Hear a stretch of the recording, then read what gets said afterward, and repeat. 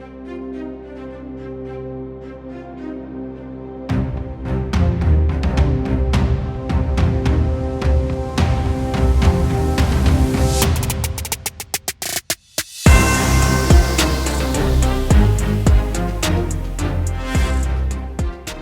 for tuning in to the Football Talk Squadron. I'm Dutch. And I'm Pops. And welcome to our next episode. So before we get into the predictions and everything in a future episode, once we get all three of us back together, we're just going to talk about something that happened today. I'm going to publish this episode tomorrow, so you're sort of getting the most up-to-date stuff that we got. But today we had Tua sign his huge deal, and then Pops, it was so funny, Pops was like, well, we'll see if Jordan Love can rival it. And sure enough, Jordan Love just became, based upon salary per year, the highest paid quarterback in NFL history, which is nuts to me. And we're just going to talk about this sort of QB market and how it's ran. So with that update, you had a little bit of the list. And so this is your trivia question. Can you tell me all the quarterbacks? You already got two with Love and Tua who get paid more than Patrick Mahomes. So we got those two. There's 9 now. Is that right? There's 1, 2, 3, 4, 5, 6, 7, 8, 9, 10, 11. Oof. Including Tua and Love. Okay. So you give me 2 freebies. Burrow. Yep. Herbert. Yep. T-Law. Yep. Dak above the threshold? Dak's not yet. He's been asking for that new deal, which Jerry surprisingly has not paid him. And I knew he was like right up there when he got that deal. He was one of the top. Jalen get that money? Jalen has that money. He's paid more than Mahomes. There's 6. Yep, you're missing, let's see, 5. 5 more guys. Did I say T-Law already? You already did? Crap. So one guy he just beat in the playoffs, and then another guy was in the opposite bracket trying to meet him in the Super Bowl. Josh Allen. Josh Allen is right beneath Mahomes. So one other guy. Oh, Lamar. Yep. And then the opposite side of the NFC. Yeah, Jared Goff. Now, the next 3 are crazy. They're all starters.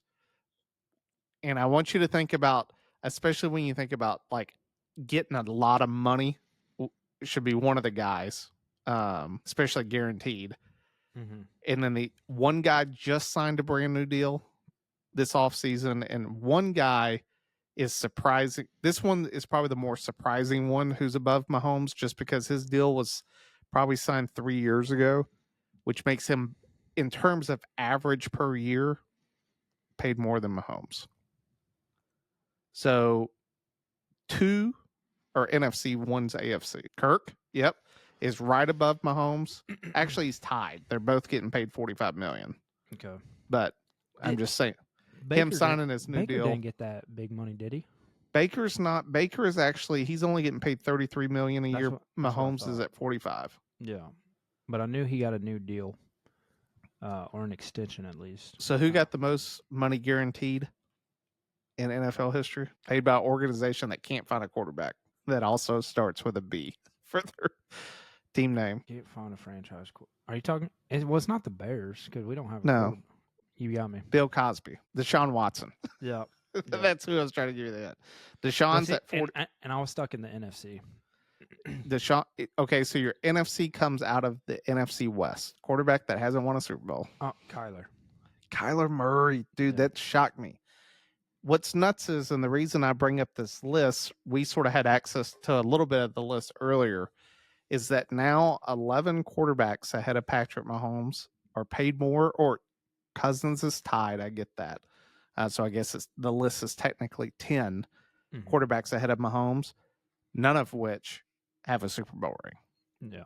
Which that to me, I think states more to, I get that Mahomes restructured his contract, but I think that's more like, that's showing you something. It's like, hey, you want players that be around you, you can't take as much.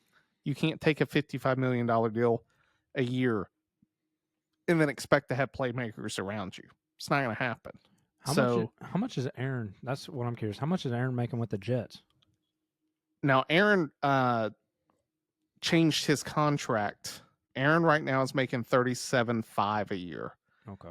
His deal was for 112 million. Now Mahomes, I will give him this. Mahomes has the best total value. So Mahomes' total value of his contract's 450 mil, Yes. which outpaces everyone in the league. But that was because of the length of the contract Yeah. The that he 10-year. signed. Yeah. So I was gonna, you're gonna hear me echo this in the college football preview because this is sort of like it's a point of emphasis for me in terms of predicting how I think the college football season is going to go. Brady said this months ago where he was like, hey, the quarterback play has really sort of suffered. And I know that, like, especially going down like nostalgia, like you sit back and you think about the quarterbacks that we got to watch, it was like Brett Favre, Peyton Manning, even Eli Manning was good. Mm-hmm. Big Ben, Drew Brees, Brady, like, and I mean, you that list sort of goes on of like it just always seemed like the majority of the league played really like there was excellent players playing that always found a way to meet one another in the playoffs or go into a Super Bowl. But then the rest of the league was pretty average at best. Like it rarely did you find sort of an organization that you were like, man, this they really suck. Like, and I think the Bears are a good perspective of that. Like, Cutler was a good QB.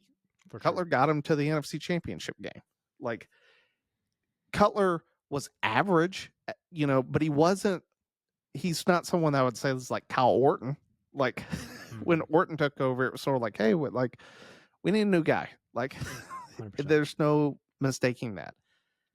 When you look at like what college is producing, like think about this year. Like I know that we've went ham on it. Like you sent me a video of Caleb Williams throwing that pass to Allen, that special, like running away from his throwing arm, so running to his left, throws across his body, hits Allen on a dime, on the sideline in practice, which I get it's practice, but it's still one of those throws that, as I said, a fourth of the league is only capable of making that throw in the NFL. Half the guys can't make it.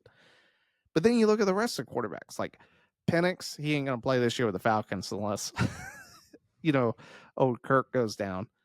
JJ McCarthy, like, and other guys that came out, Bo Nix, some of these other guys that have come out that I just sort of sit back and I look at and I go, dude, like, in Love, I think the reason I'm like digging this hole is Love's just going into his second year as a starter. Exactly. And like, and that's my thing. Like seeing this deal, and I know that we're going to get more in depth into it, but like for me, all quarterbacks that start for their first year tend to decline in year two with that sophomore slump, and like let's be honest, this is the first year that we have a full season of tape on this kid, and you're telling me that the defensive coordinator is not studying his tendencies. You're just wrong. So imagine being the Packers dumping 55 million a year into this kid, 75 million signing bonus, and I think 120 something guaranteed. And it's just like we don't know what year two is going to look like. 100%. And you look at the Packers in turn. It was funny because I made the joke for you, like, what happens with the sophomore slump? And I'm like, oh, don't worry, they'll draft a skill position offense next year. And it's like, no, the Packers are going to draft another defensive back. Like, they've never set their quarterback up, and this is going down the sort of the same path as Rodgers. That it's clear the kid has talent. Like, I'm not going to take anything away from Love in terms of the talent field. I just think that when you take a look at like proven records, like most of the time you really didn't see a guy get a deal like this until he was off his rookie contract, and it wasn't until he was already like 4 or 5 years as a starter that they really, amped up the money. And it's getting to the point now that you just sort of sit back and I feel bad for the Packer fans because you've now put yourself into this position that's like, well, who are you going to go pay? Like, guess what? You can't go hire the Bengals are sort of in this position. It's why they franchise tagged Higgins. It's like they still haven't paid Jamar. Like Exactly. Jamar's contract's coming. Burrow got paid. It's like Higgins, you can't pay him. Why? Because then there's no money left for Jamar. And so you're in this position where it's like people are just unhappy. They're sitting out. Now, Love hadn't attended a practice because he was sitting out. And you sort of see the same thing from like Dak Prescott, where guys are like, no, I'm going to get paid top dollar. I'm going to get my money right now, even though you really haven't seen the product. Which, And did you see what the credible sources were saying about Dak? no, what are you talking about? Dak's like, hey, I'm seeing everybody else get paid. Like, he literally said it today. He's like, I'm seeing everybody else get paid. I want to be here, but it might not be a reality much longer. And he said it. I mean, I saw some highlights of Trey Lance throwing the football. He's safe in Dallas. Like Trey Lance looked awful. He was missing guys wide open and just 7-on-7 drill, of which I did see Anthony Richardson throwing just no defenders, just the wide receivers at the Colts practice, and was just overshooting dudes. Like he looked like Florida. Like he looked like the guy that we thought he was coming out. So it goes into this. Same with Tua. Like Tua to me, is he a bad quarterback? No. Is he a Cutler? Like in terms of what I think you can expect from him? 100%. Like here's a guy that is more than capable of winning games for you. And I think that he has a chance every single game to win it for you. The issue is that the consistency throughout the course of the year that you really need to, in order for the Dolphins to win a Super Bowl, he's got to get on that streak and ride it throughout the playoffs, because he really can't string 4 straight games together to win him a Super Bowl. Like, at least I haven't seen it. Well, and he's got to be in a tropical setting, because we all saw what happened at Arrowhead. Yeah, I mean, that was the Dolphins, which I will give a little bit of credit to. Spags. Spags is unreal with defense, but also the fact that Miami didn't have a defense. Like Miami was playing a linebacker that had only been with the team for like 3 days. Yeah. So, but this is part of it. Like when you invest so much money into a quarterback that you really don't know, like, because for me, I sit back and I'm like, there's one guy who should be leading the league in terms of paid by, average salary, and that's Mahomes. For sure. Because there's 3 starters right now in the NFL who have a ring. Who are they? Stafford. Mahomes. Mahomes. This guy is on his 3rd team now. Oh, sorry. Wait, 3rd team. Rodgers. Oh, Rodgers. Sorry, yeah. There's 4. Yeah, 4. I'm missing one. Wait a second.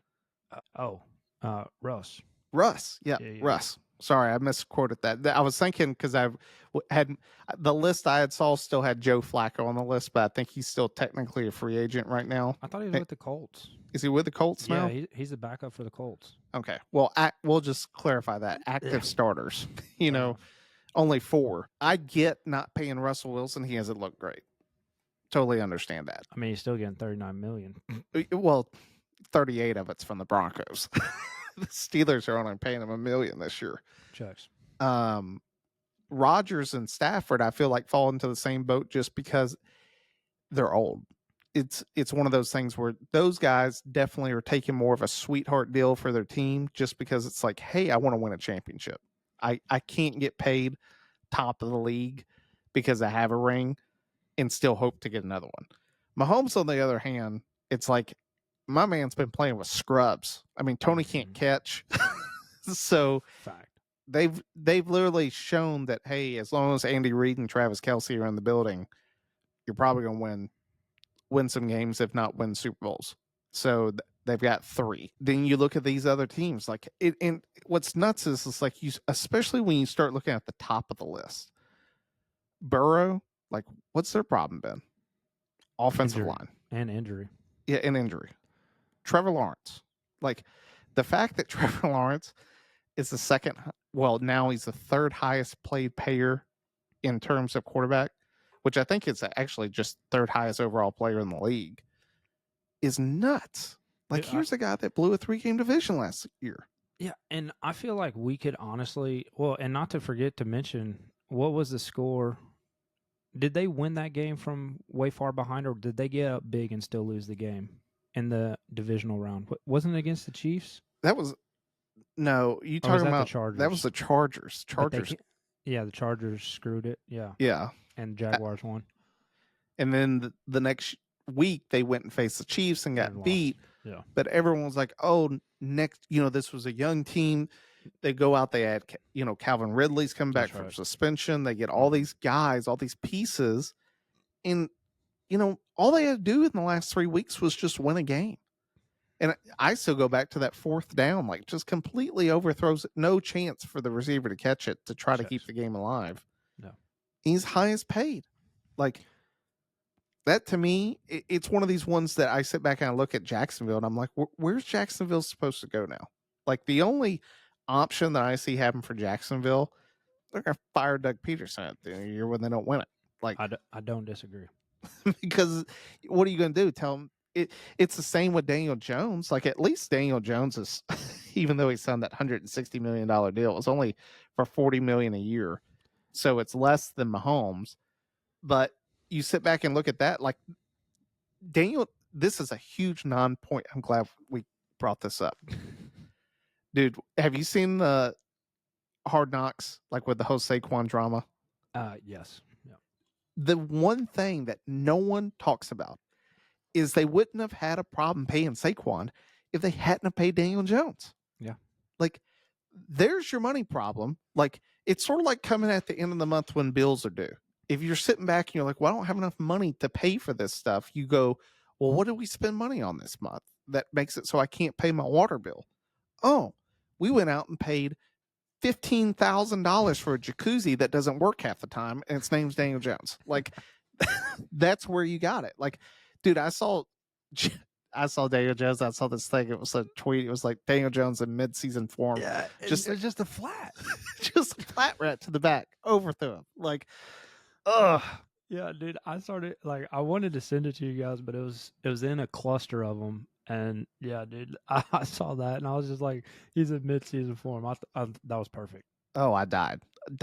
And I just sit back and look at that and I go, this is why Mahomes is going to win another one. Yes.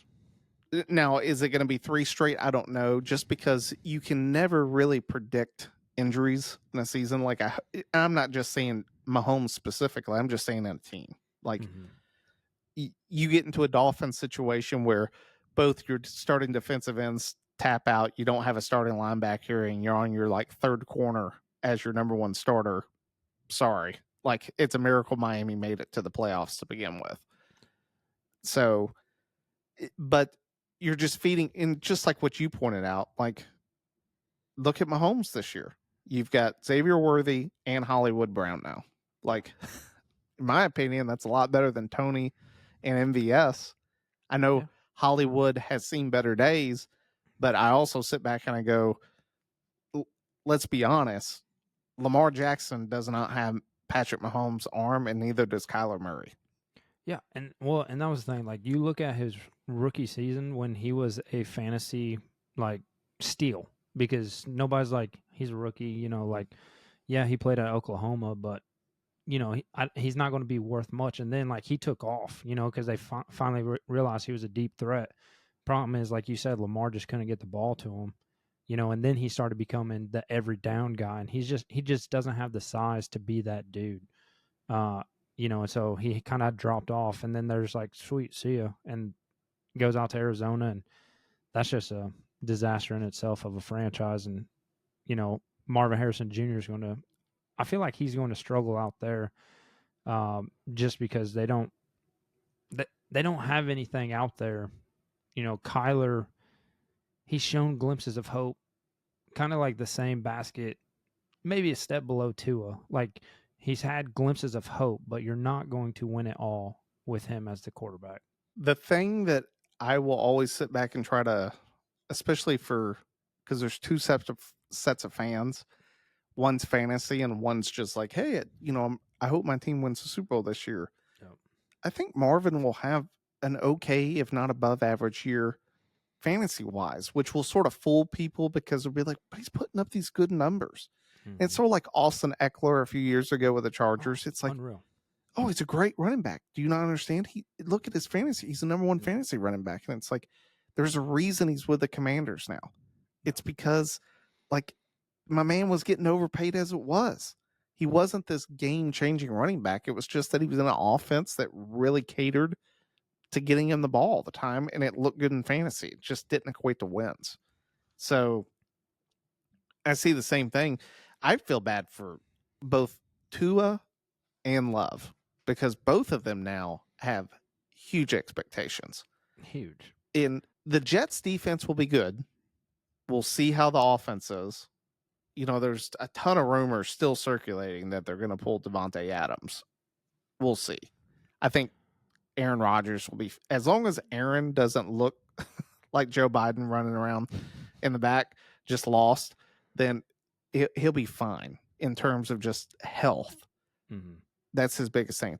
The Bills, I don't know who they're, who's playing defense and who's playing wide receiver. Good luck. Yep. The Dolphins, yet again, their offensive line is going to put two into CT early onset. Well, it also doesn't help that Tyreek wants more money.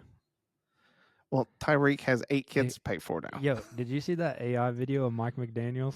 Yeah, that was pretty hilarious. Oh, dude, averaging a kid for every 800 yards. Yeah. It's nuts. It's not, but that is now going into the season like, hey, we're expecting the Dolphins to win the division. Yeah. Because you're paying this guy that much. Exactly. Same with Jordan Love and the Packers. Like, they have a really good run last year where honestly they snuck into the playoffs. They weren't a great team all year. It was just that they found a way to get in, and then they turned it on. I don't think anyone really thought they were going to beat the Cowboys. Thank God they did. I mean, they blew them out of the water. They should have beat the Niners, but Love looked terrible on that drive. Like, that's just one of those ones where you force a throw that he really didn't need to. Everyone sort of writes it off as this freshman quarterback starting. But just like you said, sophomore slumps are real. Look at Baker Mayfield. Mayfield looked great. Yes. First year.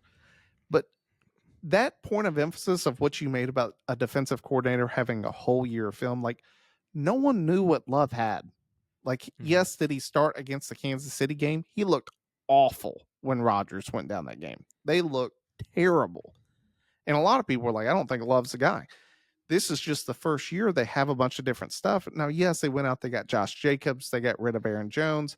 They really still have the same wide receiver set that they had last year. I just sit back and look at it, and just like you did, everyone watch film. The only good news for Jordan Love is they got J.J. McCarthy in Minnesota. Outside of that, the NFC got better. You look at the Lions, they fixed, or at least attempted to fix their defense. Secondary, yeah. By getting corners and safeties. And then you look at the Bears. The Bears are probably, from a paper standpoint, the most improved team in all of the NFL. Yeah. I mean, I'm not trying to share my bias, but like you look at any team that you see out there and you just realize, hey, this team, they drafted a quarterback. They got a running back from a different team. He's not top tier, but he's the next tier down. I'd say he's second tier because you got him on a cheaper deal. You got an older veteran that can hopefully lead these dudes, and he's definitely going to be a starter. Not to forget to mention, we beefed up the offensive line, and by the way, we're adding more to the defense. Apparently, we got a punter that can punt it 90 yards. Like, the things that are happening for Chicago, I think, like you said, you can look at the paper and just be like, okay, they got the pieces. Now it's just, how is Eberflus going to change it? So I'm optimistic. I mean, I've said it a million times. Last year with Fields and Eberflus, they were 7-10 and lost 3 one possession games. So if you would have flip flopped, we would have been in the playoffs. Last year, had the Bears been able to keep their leads late in the fourth quarter. So they're right on the cusp, in my opinion. We'll just see how Caleb Williams does. And I don't know. I'm still cautiously optimistic. Like, I send you a hype video like I did today, and then, probably next week I'll see him airmailing, DJ Moore down the sideline.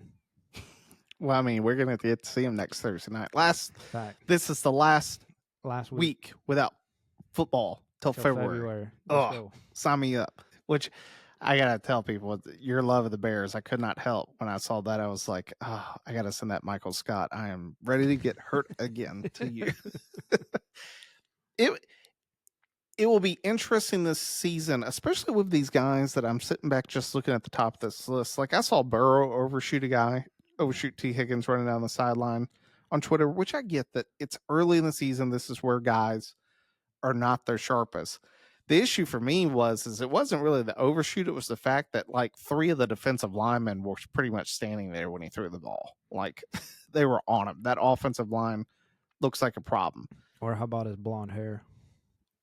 Well, I guess So Eminem put out a new album, so he thought he'd support it. fact, Just and like I go back to that. Like if we went down that list, we've already covered the Jaguars. We've covered pretty much the Dolphins. But like with Burrow specifically, they can't pay Mixon. So Mixon goes, to Houston, has a great season last year. Like, somebody else wanted to pay him and value him, even though he was getting a little bit older.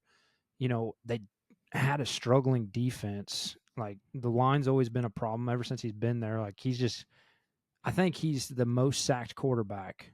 And I think it was remarkable the season that they still made it to the Super Bowl and dude got sacked like 9 times in a game that season. Like, well, he's on pace to get out sacked yes, more than Andrew Love, or not Andrew Love, Andrew Luck Yeah. was in Indy, and that forced him out. And we saw it last year with Burrow getting hurt. It's just you can't take shots continuously. And did they go out? They drafted Amarius Mims. I think if he can stay healthy, that was his big thing. And Saban talked about in the draft. There's 2 things with Mims. One, he gets hurt a lot, and then 2, due to how often he's been hurt, you really don't. The film that you have, you sit back and you go, man, he looks great. But at the same time, he's not on the field enough to really get a great evaluation of how is this dude going to do in the pros. That's the tough part. You look at Herbert. I still think Herbert's a great quarterback. Fantastic. I think the Chargers are going to surprise some people this year. For me, Harbaugh will do what Pierce did at the end of the year last year, which is I think he'll re-energize the team. He'll build the Chargers in the way that he wants to, and I don't see leadership stepping in to mess with Harbaugh. I think they're going to give him free reign of the team, which is good. I can see the Chargers being competitive in a lot of games. Do they make the playoffs? I think they're sort of like the Bears. I think they're right on the cusp just because they have Herbert. Yeah. Like, I don't think he's not going to be dealing with that finger that looked like Herman Munster out there all taped up and still somehow slinging it. They have a good team. Like, they have pieces there. For me, the steal of the draft, and I know Maul already said it once, was Ladd McConkey. Dude, that dude's going to put up fantasy numbers. If he can stay healthy, Ladd's going to put on a show. People are going to be comparing him to Cooper Kupp, being like, how did this guy get out of the first round? That's my guy. Then you sit back and you look at outside of Herbert, the biggest competition of guys that are above Mahomes to me in terms of getting to a Super Bowl is Jared Goff. Like, Jared really has the same team coming back, if not a little bit better in terms, like, they still have Amon-Ra, who we found out in that receiver doc was dealing with an oblique tear. Unreal. So that's crazy. That's crazy. Yep. Literally tore his hip off pretty much, and he's playing. Like, it's just, that's nuts. That's nuts. So if the Lions can stay healthy, like, I think the Lions are right back in it. I think Campbell's a great coach. He's a great motivator. He will have that team back. It'll be interesting to see if the defense can figure itself out. Then bringing back Brian Johnson as OC was huge for them. I'm curious about how he's going to handle late game time decisions. It's funny. I sent you that their kicker just went out, and I know they're going to pick up somebody else. Like, I'm not that smooth brained, but you just look at last season how frequently they would go for it on 4th down, and I want to say they had to have been the top. every game that you watch, it seemed like they converted or at least tried on fourth down almost every single game. So, just the trust that Dan Campbell has in his team, but also at the same time, does he learn from his mistakes that cost him the NFC championship because he didn't take the points that he could have had on the board, with a 30, 40-yard field goal, whatever. Because I think it was twice that he was in field goal range and he didn't take the points, and that would have won him the game down the stretch. So I'm just curious to So see. on that injury news, I didn't say it because I wanted to look it up to double check. They have a backup kicker. Do you know who it is?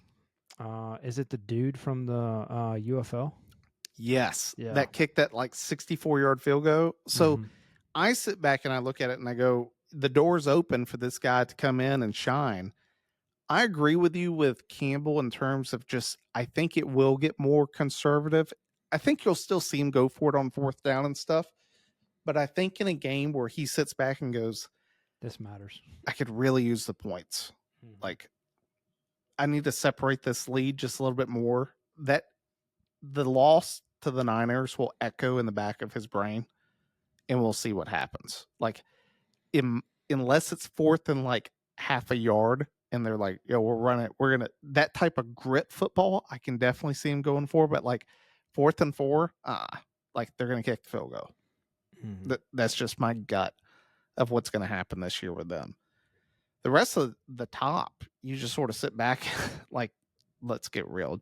T-Law will be lucky if they win the division this year. Um, just base. I don't like the Jags. Like, I don't like how they operate with Trevor Lawrence in their center.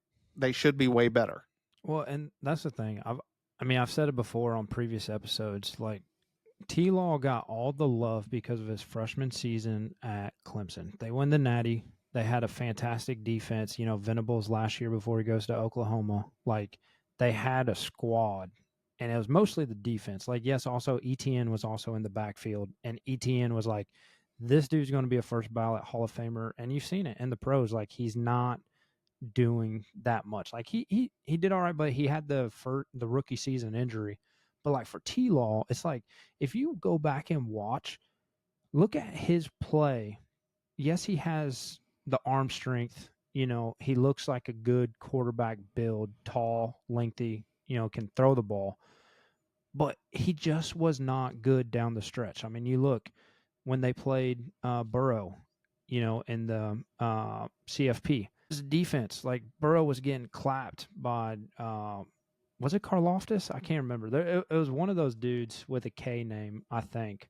I don't think Karloftis went to Notre Dame, I think. But anyways, it was some defensive end. Like, it was still a good defense rocking, Burrow. And then the next year they lose to Justin Fields in Ohio State. Like, I just couldn't get behind the T Law train because in those big games he didn't show up. And guess what?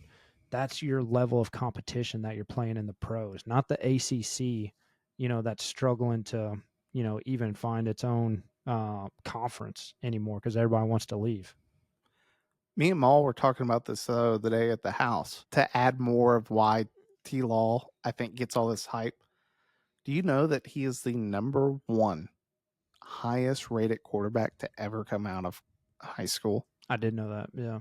Like, that's it, but it breeds this like bias. And Yeah. for me, I told you guys in the chat the other day, like, for me, if you put Trevor Lawrence and Derek Carr side by side in terms of what you think they're supposed to do, exact same guy early on. Like, we keep thinking, oh, this is the time. This is where he's going to have this year. This is where he's going to prove he belongs. And he And just it's doesn't. never happened for Derek Carr, and I don't think it ever happens for T-Law either. Which, your point with the defense and stuff, I sit back at Christian Wilkins, Tomlinson, I think his name, or whatever his name, huge guy that plays for the Giants now. Dexter Lawrence, that was his name. Mhm. And then you had the defensive end that got taken way high by the Raiders in that draft by Gruden that he's now gone. Clellan Ferrell.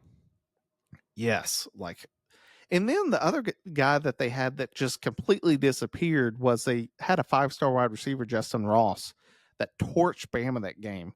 And then the next year gets a neck injury. Never really the same. Never made, went undrafted in the pros. He was with the Chiefs, but it's just he never had that momentum that you thought. No. But he had all those guys there for that game. And I blame Mel Kiper for this too. It's this continual hype that these guys come out and you're like, oh, this is supposed to be the guy. Which I sit back and I look at it and I go, Brock Purdy does not have the arm talent that T. Law has. Like that's just plain. That's why T. Law was the number one quarterback coming out of high school. It's why he was the number one quarterback coming out of college.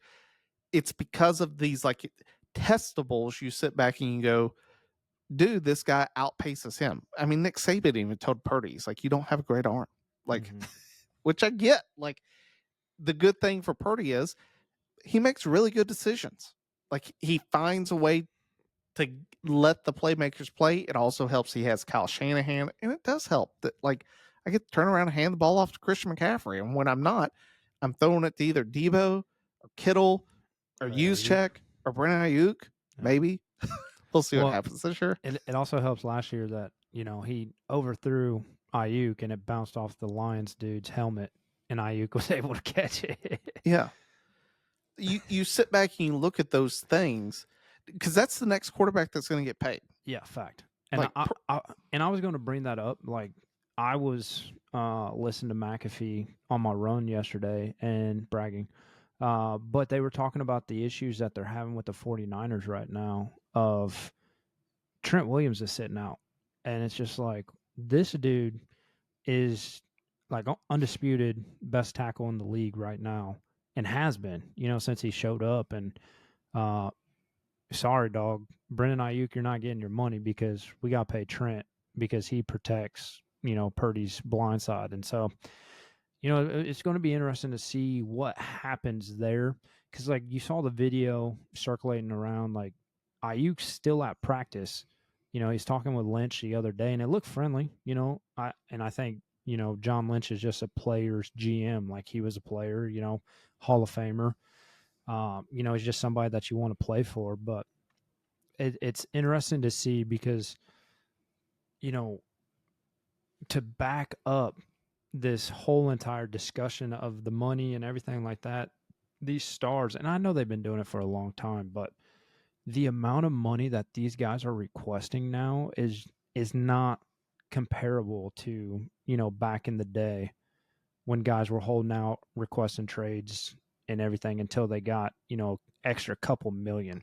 Now we're talking tens of millions, to be one of the top, like that's the like the falling domino, that the domino effect that we're seeing is that list. Those quarterbacks don't have a single ring. You've got Burrow who played in one, and I think that's it. Like going down the line of all the quarterbacks on that list that have actually played in a Super Bowl. You've got two more. You got Goff, who lost to the Pats. But he didn't. Oh, yeah, he did. Yeah, I take that back. Yeah. And then Jalen, who lost to Mahomes. Yes. Okay, so 3 out of, the 11 who've actually been to the big game. And, they expect, hey, this dude got this much money, like at the time. So let's go back to Mahomes. He sets it for $450 million for 10 years, and that's now the new standard. All right, we're starting at 45 and going up from there. It's like, who in this league can honestly say that they are better than Mahomes? Nobody. Like, I'm sorry, and that's just the problem that we're going to see until it eventually defaults somewhere. Like somewhere the line has to stop. And I just, what's funny, 3 of those guys, like you talked about, have lost a Super Bowl. And then in addition to those of the 11 guys that are above Mahomes or tied with him, 7 of them fall into the Dak Prescott category. They've never been to their own conference championship game. No. Like, the only other one that's been there is Lamar. That's it. Like, you sit back and you look at it from that perspective and you go, ugh, like you got some problems here. It's, yeah. I mean, where do you see it going as far as where does this stop? The owners have already talked about it. Like, I think that the owners want the quarterback to be a subsect of the cap because ultimately the cap's not sustainable with quarterbacks. And this, it's a two-headed monster. Like for those of you who don't know, like I'm sure people are asking the question, why is this happening and why our team's not backing down? Like why is every single guy that's getting a new deal now the next highest paid player? And it just seems to be going this way year after. It's because the NFLPA is, don't get me wrong, I think that guys probably do want to take a better and cheaper deal. Maybe I'm reading into this wrong. I feel like Kirk Cousins falls into that category of a guy that probably could have taken less to go with the Falcons. But I'm sure the NFLPA was like, hey, if you take less, what that's going to do, it's going to hurt every guy behind you trying to make money. I've heard that argument. Yeah. And I understand it to an extent. The issue is that you really don't have a lot of teams.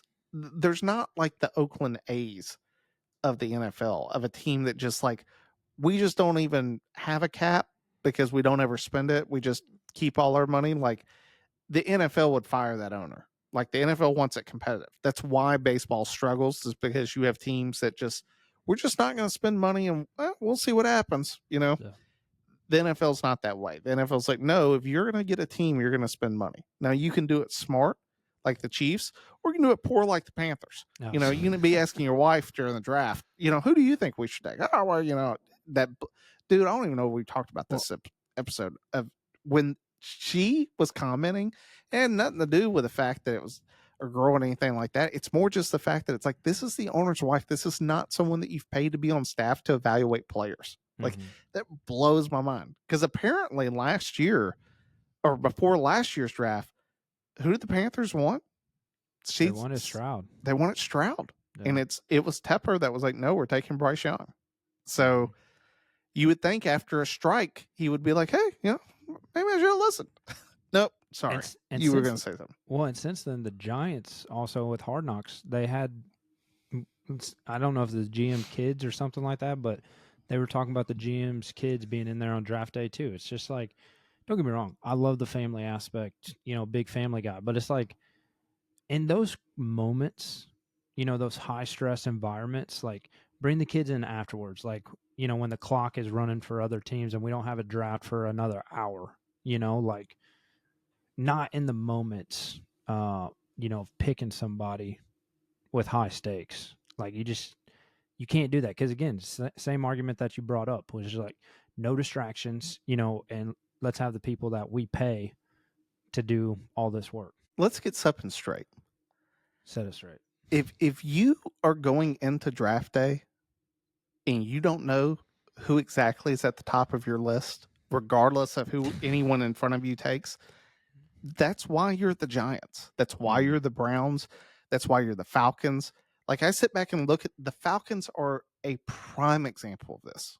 Now, don't get me wrong. Like the Falcons are going to, what's happening with Jordan Love right now is exactly what's going to happen with Penix in a few years. That if Cousins plays 3 years, which is Steele's 4, and then Penix comes out and has a great year, they have no other choice but then to pay him. Yep. And they're going to have to shell out. And you hope for the Falcons' sake that, well, I hope you have other good players on the team that you're not trying to pay immediately, because if not, like the Niners are a prime example. Why are they not going to pay Ayuk? Because the second they pay him, Deebo is then going to be like, I'm the number one wide receiver. I'm not making less than I. You know who else needs the money next season too, don't you? With the Niners? Well, McCaffrey just got repaid, did he not? Yeah. Or did there's somebody else? Kittle? Jorge. Yeah. Yeah. I can see them letting Kittle go. Well, and that was kind of the direction that they were leaning on the McAfee show, is that, you know, Kittle, this is probably going to be the last season that we see a dominant 49ers team. Especially after you pay Purdy, because at the end of the day, Purdy at least has something to stand on, which is, I've gotten us to a Super Bowl. I've gotten us to an NFC championship game, like multiple NFC championship games. The team has been good with me. And when I haven't been here, the team looks bad. Now, they're going to pay him, and they're going to pay him, I guarantee you, over $50 million a year average for at least a 4-year deal because he's not going to get paid less than Love. He's not going to get paid less than Tua. Both of those guys, especially on the fact that my man's getting paid like $800,000 a year right now. Like, if Driving a anyone minivan. should be sitting out saying, I'm not playing until you pay me, it should be Purdy. Yeah. Like, but here's a kid that's like, hey, I get it. If we want to win a championship, I need to be on this rookie contract because you can't afford to pay everybody else. But just like you said with Trent Williams, it's like, what are you going to do with that? Are you going to really give up Purdy's blind side and not pay him? I doubt it. But you sink money into him, just like you said. Somebody, that domino is going to fall later down the road. Whether it's Kittle, whether it's Debo, you've already got McCaffrey locked up, but other positions on the offensive line, the defensive side of the ball, like Eric Armstrong left this offseason. Why? It's because at the end of the day, the Niners can't afford to pay him because they know that other bills are due. Just like the Cowboys. You look at Dak, it's like, guess what? CeeDee Lamb wants to get paid money too. He's watching all these deals. Like, and he's sitting out. He's not even practicing. Exactly. And you can trace back the Cowboys to a bad decision they made. Who do they pay that one time that set out 2 years before their contract was up and then never showed up again? He's actually back with the Cowboys this year. Zeke. Yeah. Dude, when they paid, I could not believe that 2 years ahead of your deal being up, he's like, I'm sitting out. I want to get paid. They paid him. And that man ate. Yeah. And by 8, it was not yards. Like, he just ate up a hole in the cap. Yeah. So to get back to your question, where do I see this going? Ultimately, they're going to have to do something with the percent. I think what the owners will do is not a separate category, but your quarterback can only take up X percentage of the cap. So it's sort of like the NBA with these like max deals. Is like, this is the maximum amount of money that I can pay you based upon, the revenue that we're bringing in this year. Plain and simple. Like, that's the max that you can get paid. I don't know if that's going to happen just because the NBA can do that because they're so limited in the amount of roster spots. Yeah, 14 dudes. Yeah. I mean, there are guys that are taking, like, let me tell you, if you're 6'8" or taller, you need to be in the NBA because even the bench guys are getting max deals. Like, that's the way to go. Like, it's funny because I think that early on in this century, you would have sort of said baseball, like with Jeff Samardzija going to the Cubs and getting all that money. You would sort of sit back and be like, man, being a pitcher in the major leagues, that's where you get paid.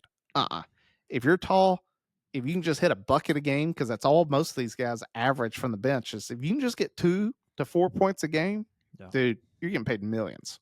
So there's that. We're not going to break it down on this episode, but I guess we can lead into it in terms of just predictions. We sort of covered the NFC in terms of Minnesota will be the dead last pick for me, just because either Sam Darnold's going to be seeing ghosts or JJ McCarthy can't do enough meditation.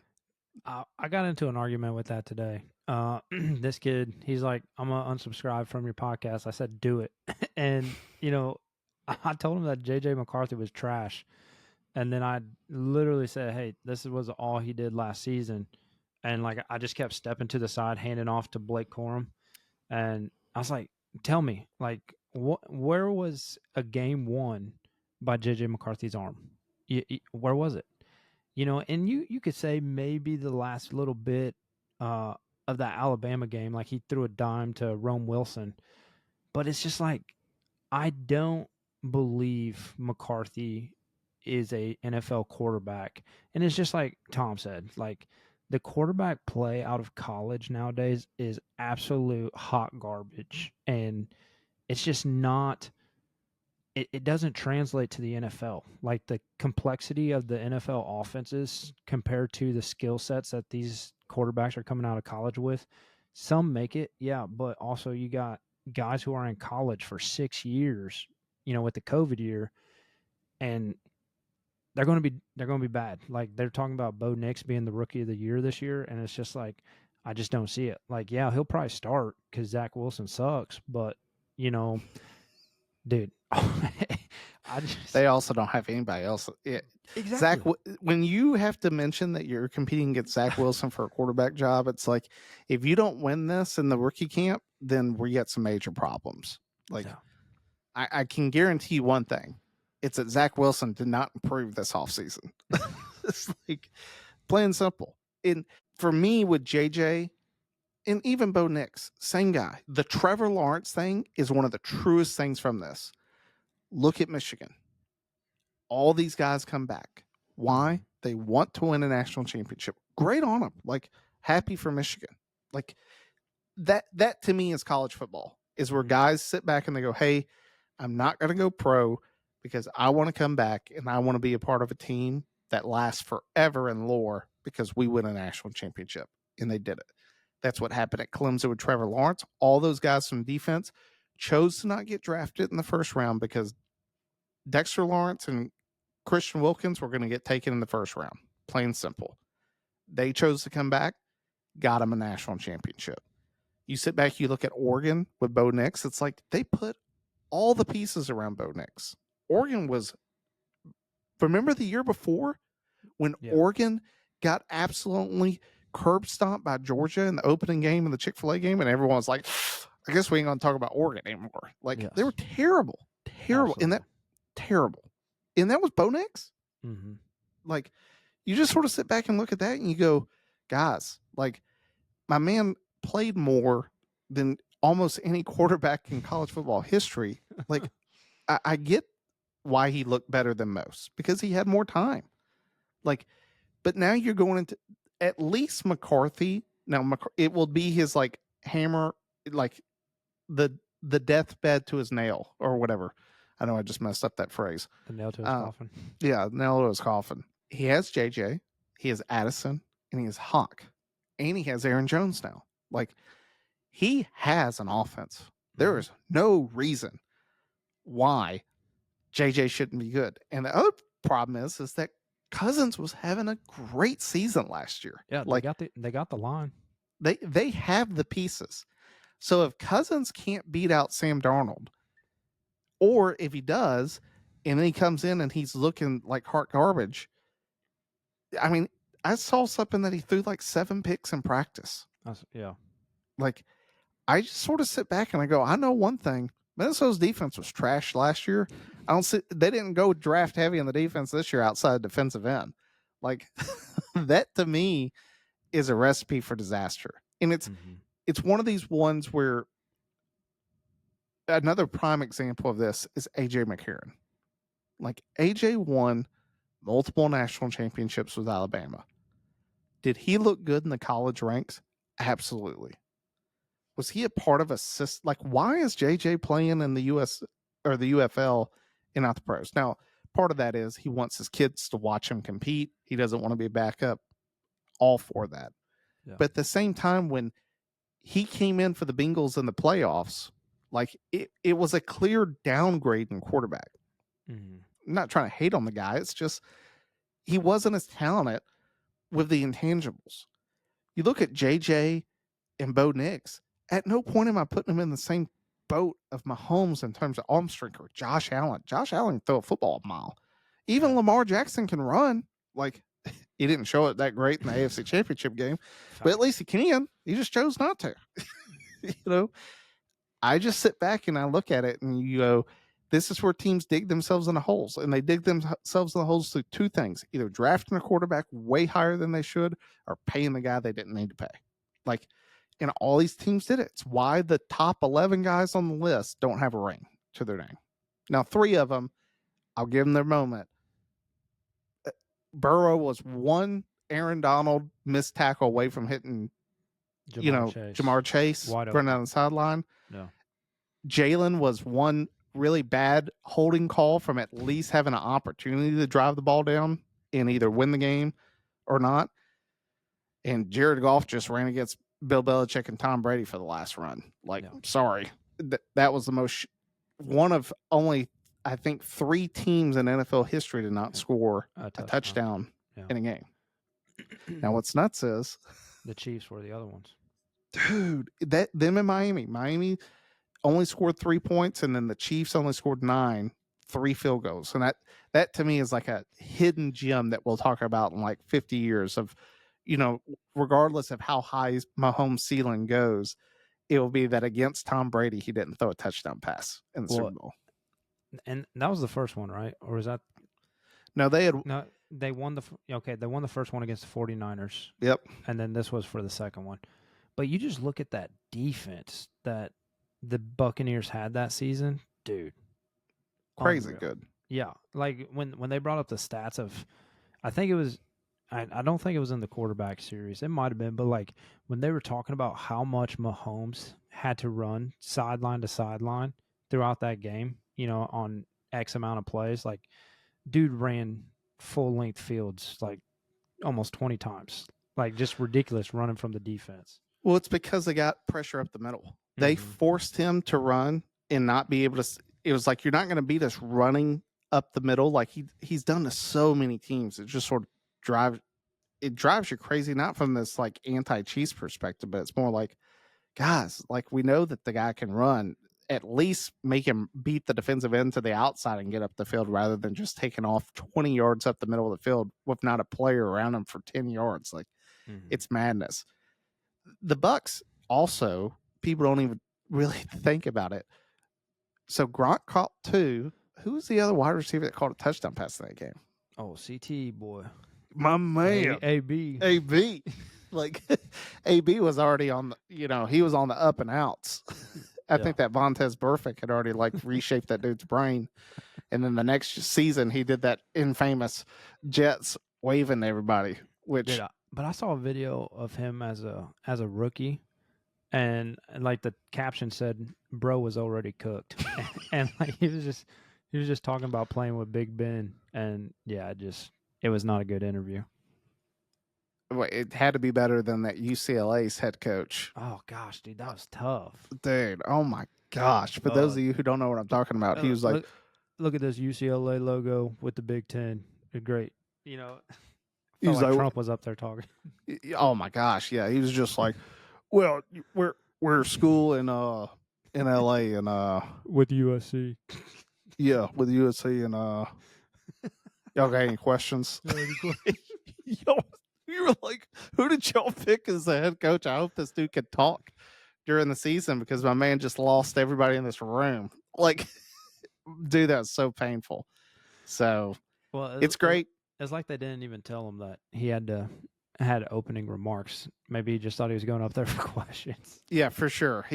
Someone told him when he walked on, hey, talk to him about the team. And he's like, huh? Like, dude, what a pain. That was awful. It was awful. But at least we get the Bears playing next Thursday. NFL Hall of Fame game kicks off. I don't expect to see. I came up with my own over under for you of the 2.5 passes from CW in the game, just because I think, if I remember right, Justin Fields also had his debut in the NFL Hall of Fame game, and I think he only went for a series and then was out. So I mean, it was also with Nagy. it was with Nagy. The last thing the Bears want is to get him hurt. That's the thing. Sure. So I think that they go out, and if they do any type of passes, it will be like, hey, hit the back in the flat, hit a tight end on a 5-yard, in. Mm-hmm. And then it's going to be like, if they're driving, it'll be because of the run. And I'd love it if he hit DJ Moore. It'd be great if on like the first play they ran like a flea flicker and just wide open. Oh my gosh, that'd be amazing. Yeah. Just to get the Bears' hopes again, like they did last year when DJ scored on that 80-yard touchdown and start off everything. You thought, oh man, we're gonna have a great year. Yeah, this is it. So we'll see. DJ had a great year. DJ's a great player. Yeah, like DJ's very good. That to me is, I mean, we go down that rabbit hole of, it really speaks to the Panthers and how poor decisions they make. Mm-hmm. I mean, the Panthers were trying to trade up in the draft to like get in the top 10 because they wanted a wide receiver. And it's like, I get I like the Leggett kid. Like seems like a really nice guy. Got that real country accent. Country bumpkin. Yeah. But at the same time, I also sit back and go, you could have got Leggett probably later in the draft, because I don't think he was really on anyone's board. No. So you sit back and you look at the decisions that the Panthers make. If Bryce Young had DJ Moore last year, would they have been better? Yeah. 100%. Like, I don't think they're not winning the division because the offensive line was still terrible. But at least he had someone besides an Adam Thielen on his way out. Yeah, in a walker to throw to. Like, he's just not the same Adam Thielen. Like, it's like when Eric Decker went up to the Jets. It was just like, dude, this guy's career's on the back burner. It's not that he's not a good player anymore. It's just he doesn't have that extra gear that you need to separate and to make great plays. Plain and simple. So, I mean, same with Cole Beasley. Oh my God. Yeah. It'd be interesting. I'm looking for the next episode that we're going to get to you guys. So how we're going to do it is we're going to do an AFC episode. So just like before Pops was here this season, we had me and Maul, but we're going to have all three of us. We're going to give you our breakdown division by division of how we think each division's going to, play out. Then we're going to have the AFC playoffs picture painted. We'll get you an AFC champion. And then the next episode we'll do NFC, or we may do them vice versa. But either way, we'll walk you through it. We'll get you a Super Bowl, champion at the end of episode 2 for the predictions. And then we'll also get a college prediction episode. This year, I do promise, unlike last year, we learned some good things. One of which is I need to take good notes. So because when we get midway through the season, we'll sit back and we'll look at what our predictions were and how they going so far. Well, it's even like the draft, going back to the draft, and seeing just what we had right, just if we could flash back even 2 months ago to what we were assuming was going to happen, and then stuff that came true. Like, I think I picked up Worthy with the Chiefs, like just things like that. I think it's good, not only for credibility, but just like, hey guys, we kind of know football, like this is what we would do if we were in these scenarios. And if you listen to the draft episode, you'll be like, well, you guys got a lot of picks wrong. And it's like, yeah, but we also tried to not take the quarterbacks that I think a lot of these teams did, that whoever the kid's listening, if you want to unsubscribe, you're not going to hurt my feelings. But at the same time, I also want to tell you that anyone that's telling you that J.J. McCarthy's the answer to the Vikings right now, you probably shouldn't be listening to them either, because it's a total. Could JJ? Well, I sit back on the podcast and I think all of us are pretty open and honest about it. If I'm wrong, I'll stand up and say I'm wrong. Last year, I picked against Mahomes 3 straight times in the playoffs, and when we got to the Super Bowl, I was like, "Ain't doing that again." Not a chance. Like, that's the thing is, I'll happily admit that I'm wrong, but at the same time, let me tell you, I can sit back and look at what the Giants are doing, what the Titans are doing, what other teams are doing. I go, let me tell you, me and the boys could run a better franchise than half of these teams, because there ain't no chance on God's green earth that I'm paying Daniel Jones $160 million. Checks. Simple. No. Simple math. So outside of that, you got anything else? Yeah, I mean, I know for a fact I'm not picking Miami to beat the Chiefs in the playoffs ever again. I'm not going to spoil it, but I will say that I've thought about the AFC. It's very, very difficult to not have the Chiefs run the table again. Oh, 100%. Like, and I know we'll get into that in a later episode, but they're only adding weapons on that offense. If they could do it last year with nobody, like now you got 2 dudes that can run, 4 threes down both seams. Like, good luck. Well, Tony could run a 4-3-2. My man just couldn't catch. We'll see who can't catch this coming season. That'll be the best part, because I guarantee you somebody on that roster can't catch. We just haven't found them yet. So outside of that, you got anything else? No, man, it's been good. All right. Well, we'll get this episode up and out. So thanks, guys, for tuning in. We'll see you next week.